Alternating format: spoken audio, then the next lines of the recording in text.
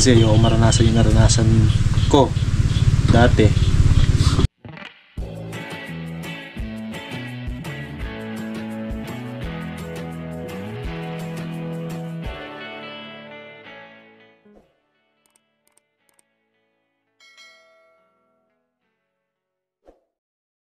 So yan, magandang tanghali na mga kabady sa ating lahat. Panibagong araw na naman at panibagong vlog. Siyempre panibagong blessing, dahil every gising po is a blessing. Kamusta kayong lahat mga minamahal ko mga kabady? Bali nandito na tayo sa farm. Opo mga kabady, tanghali na tayo lumusong kasi nagpa-check up pa tayo kay Noah. Kasi 2 days na siyang may lagnat. Nandito na tayo at pitas natin ng sitaw ngayon. So naputungan si Kaka, kaya rin na siyang pumitas. Kasi nga pasado alas 11 na tayo nakalusong. Kaya na napitas niya mga kabady. At nagsasayang tayo. Sigara pumipitas pa rin. So si Harvey wala ngayon kasi may inasikaso sila sa Taguig. At the same time kasama nila si Marcos dahil may pasok siya ngayon. So makulimlim na tanghali at mahangin. Papapansin nyo mga kabady, nagsasayawan na naman po yung mga kalamansin natin. So plano ko sana mag-spray ngayon, kaya lang mukhang hindi matutuloy. Mag-spray ako ng kalamansi kasi ang daming white flies mga kabady. Kaya kung papansin nyo, medyo nangitim yung dahon ng ating kalamansi. Gawa ng white fly mga kabady. Hindi tayo makachempo ng maganda-gandang panahon sa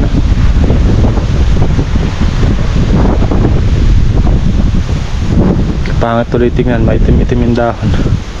Pero matatanggal din yan pag na-sprayan na natin, tsaka pag nagsunod-sunod na tayo makapag-spray. Pero sa ngayon hindi tayo makapag-spray kasi kita nyo naman mga kabady, delikado. Pero kaya lumusong tayo, napakainit mga kabady.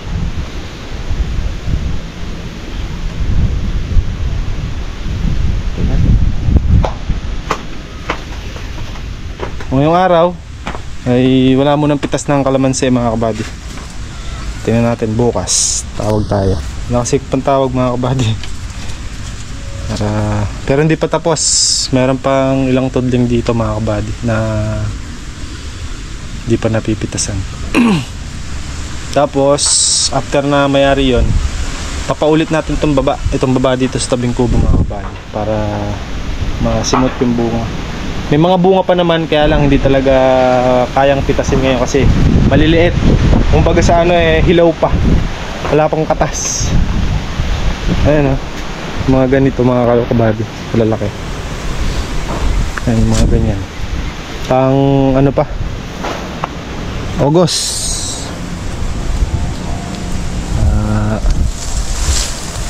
Antabay muna.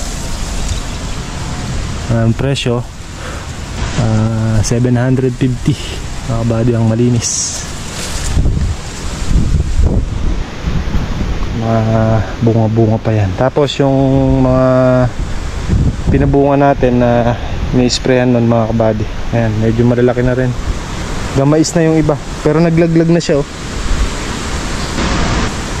hindi na tayo nakapag-spray mga kabady, muulan bahala na si ulan ang mag-alaga dyan. Proning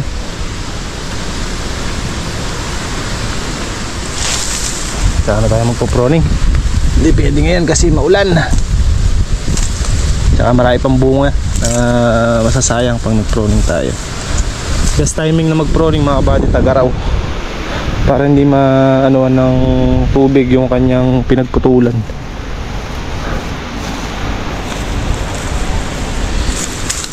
Tayo ng kalamansi at wala kaming kalamansi juice sa bahay. Bagay, pwede na siguro yung dito, yung tira nila kahapon. Ito na lang uuwi ko. Pwede na akong pumitas. Tira pa sila dito kahapon, ito mga kabady. Yan, yan na lang uuwi natin. Maganda sana yung mga lagihay, makatas. Kaya lang ito na lang para hindi masayang. Wala tayong bagong telmas mga kabady Lumalamig na kasi yung isang thermos namin. Napalitan na namin ng bulb yun eh. Kaya lang malamig pa rin. Ayan, hindi tayo ng bago.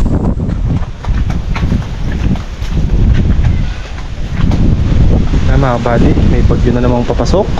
Tatlo ba yung kang papasok? Bagyo? Tatlo? Haru? Haru? Tatlong LPA ang papasok. Labas na kamo kaagad.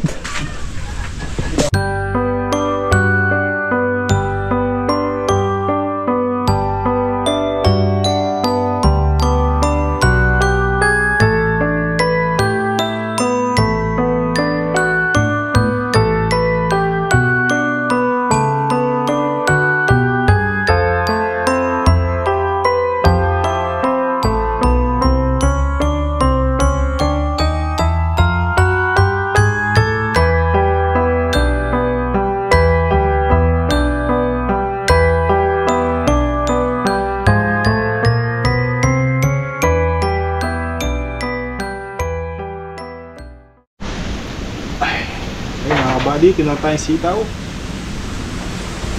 At update ko lang kayo mga kabady sa mga nagiging pitas na natin sa kalamansi. Nakaka 120.5 red bags na tayo. So meron pa. Possible mga ilang red bag pa yan. Matansya mga kabady. Update ko pa rin kayo dyan.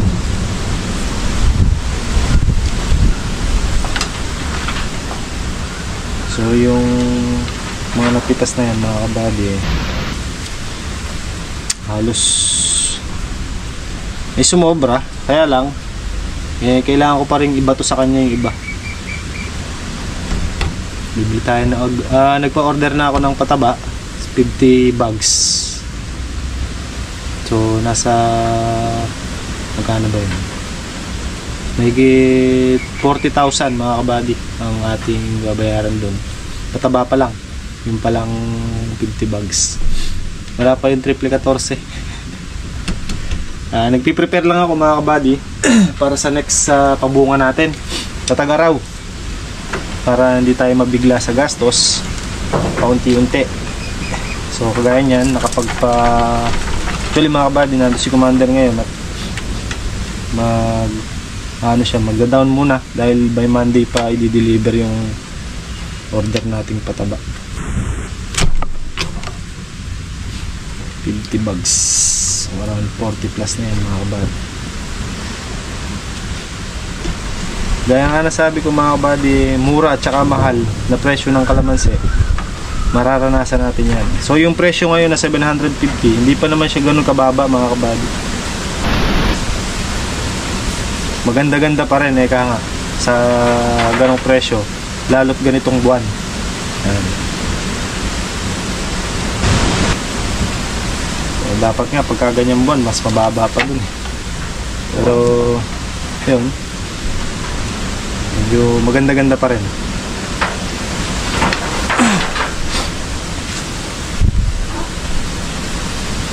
Siyempre, magbibigay pa tayo ng porsyento ni Kuya Rodel. Actually, nabigay ko na pala. Mas nauna kong nabigay yun sa kanya. Bigyan na natin yung porsyento niya.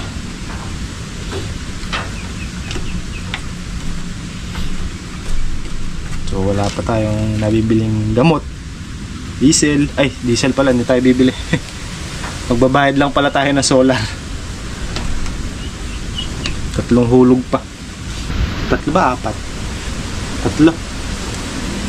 3 hulog pa. Ay, 4 yata. Hindi ako sure. Basta nasa 3 to 4 hulog pa ako sa solar. Makaka-graduate na. Malaking ano din mga kabady. Malaking menos. After naman natin siya mahulugan, gamit na lang tayo ng gamit. Konting maintenance sa kanya, solar. Maintenance lang naman nandun. Lilinisin natin yung panel para hindi malikabukan. Ganun. Saka check natin yung pinakamakina syempre. May aberya na hindi pa natin napapansin. Tas gamot, gasolina. Yan, ano pa, saka triple 14 pa mga kabady. So possible mga 150 na naman, 150,000 or more. Higit pa siguro.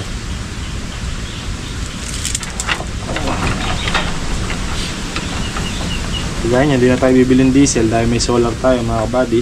Medyo maliles natin ng konti yung ating gastos sa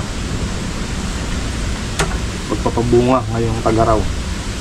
Ito gagamit pa rin tayong diesel. Siyempre hindi natin maiiwasan na magkakasabay yan. Gagamit pa rin tayo ng Voltron para mabilis matapos yung trabaho. Solar sa kabila, Voltron sa kabila, di ba? Para mas mabilis. Pero hindi naman tayo nagmamadali or wala namang hinahabol na proseso. Pwedeng puro solar na lang mga kabady. Saka depende rin kung may budget, syempre maapuro natin yung trabaho, bili tayo ng diesel. Ngayon kung wala, hindi, solar lang. Kainaman din. Kaya yung harvest natin ngayon mga kabady, wala naman halos natira din dahil ayun, ibibili din natin ng gamit or gagamitin para sa kanya. Pero at least meron pa naman tayong mga kasunod na pitas, yung pang August natin, June, July, August, yung pang August natin. Ayun, baka sakali doon na meron na tayong kahit pa paano na sobra. May sobra naman kaso naitapal na rin kay ano tapal na rin sa mga estudyante. Yun naman ang purpose natin mga kabady, diba? Kaya tayo naghahanap buhay para mabigay natin yung mga pangailangan ng pamilya natin. Salamat nga ako mga kabady at namumunga na yung kalamansi. Kasi paano kung hindi, hirap. Kaya kahit pa paano iraraos na natin yung pang-araw-araw.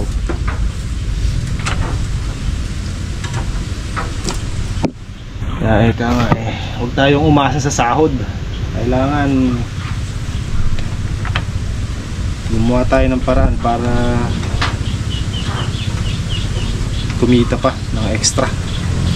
So yun ang ginagawa namin mag-asawa mga kabady. Kasi gusto ko makapagtapos yung mga bata ng pag-aaral kahit pa paano kahit hanggat kaya sa medyo magandang eskwelahan na kasi yung maranasan yung naranasan ko dati. Kaya ginagawa ko lahat mga kabady para matustusan yung pangailangan nila bilang ano, siyempre bilang tatay, bilang magulang. Responsibilidad natin na asikasuhin tsaka pag-aralin sila, di ba? Bigay mga pangangailangan nila. Wala tayong hinihinging kapalit. Ang hinihingin ko lang sa kanila mahal na yun. Respeto tayo, di ba? Barangay na si Kaka.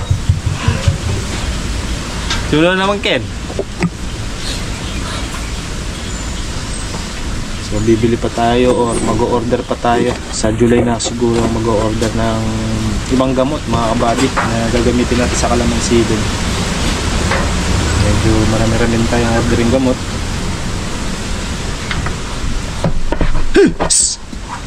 Pagdahin nga sinirari. Pagdahin mo. Balik. Hindi ko na puting balot.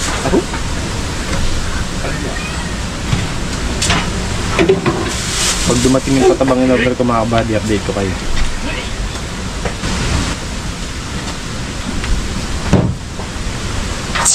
Bakit? Abulok ka. Ayan mga kabady. Tapos pag dumating din yung iba nating orderin pang gamot next month, update ko rin kayo. Tsaka magkano aabutin. Para meron tayong konting idea sa mga pinagdibibili natin sa kalamansi. Bibili pa tayo ng pang-spray pandamo. Meron pa dyan, kaya lang sa Tagaraw, kukulangin na yan. Meron tayo reserva dyan. So yung in-spray namin nung naulan mga kabady, ayan, patay na yung damo. Sunog na yung dahon.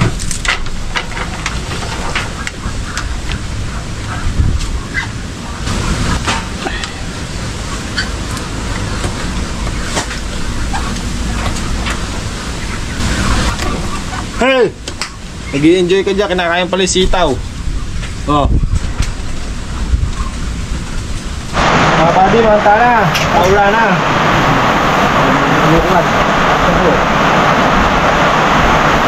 Luto ko na, inuwi ko yung puso ng saging na sama dito mga buddy. Luto ko na, ginataan. Ginataan puso. Tapos sinubo ng baboy. Bango. Galunggo.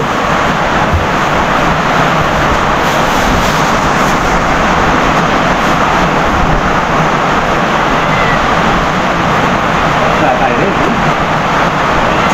Ang buwan na, konti yung itlog dyan. Okay mga kabady, tapos na tayo magtinor. 1.5 tsaka 1,000 segunda. Yan. Yung gulgul. I don't think so. Kung nangyari na ni Kakayong ni-spray mga kabady. Ngayon ko lang natapos gamit itong ating isang sprayer. Kulang 2 oras nating binubuting-ting. Hindi ko mahuli yung sakit.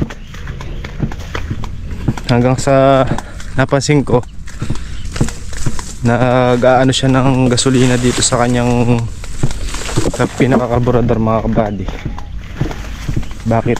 Maandar kaso parang ang traktor. Tok. Sabi ko mukhang sira na yung ating carburetor mga kabady.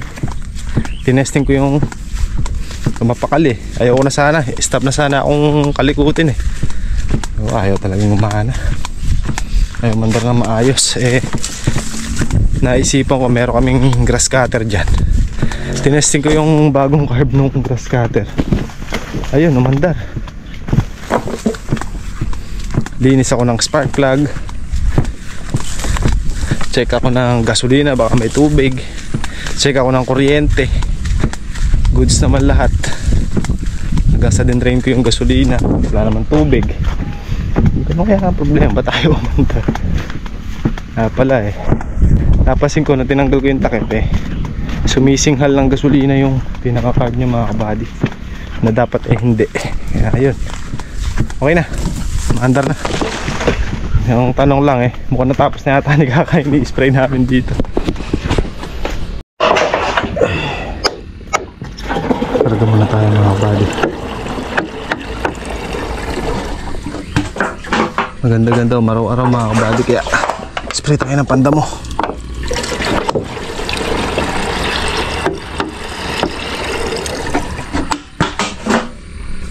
Bubulunan pa.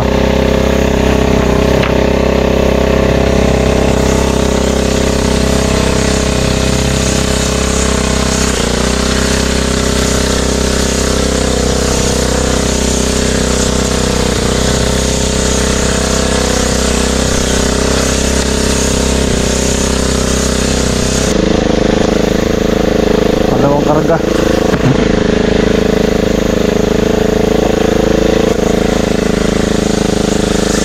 Medyo nakaminor lang at may sili dito.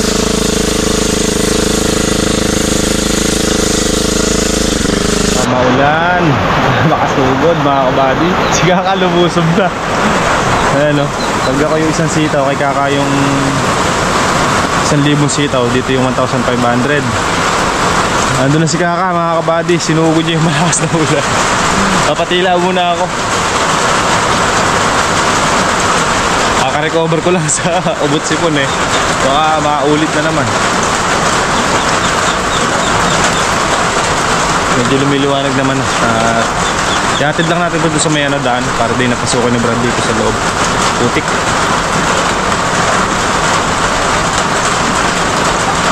So na-prepare ko na yung gamot natin para sa kalamansi na i-spray sa mga white fly mga kabady. Sisiwang na lang tayo ng hanap tayo ng tiyempo sa pag-i-spray, yung kahit na mga ilang oras lang nakulang matuyo. Buksain natin yung mga white flies mga buddy. Yun ang nagiging cause ng pangingitim ng dahon ng ating mga kalamansi. Pangit tuloy. Dapat noon pa kaya lang di nga tayo makabira. Halos mag-iisang buwan na yata nag-uulan mga kabady. Hindi sila umaalis kasi pag umulan mga kabady, nandun sila sa ilalim ng dahon. Kaya pagka humangin lang ng malakas, doon lang sila napapagpag. Kailangan talaga spray. May raincoat naman ako mga kabady, ito. Kaya lang tinatamad ako suotin, mainit kasi. Antabi na lang tayong tumila. Aga pa naman mga kabady. Anong oras na ba? Alas 5. Titila na rin yan. Pwede na mga kabady. Tumila na. Let's go. Madulas na naman ng daan.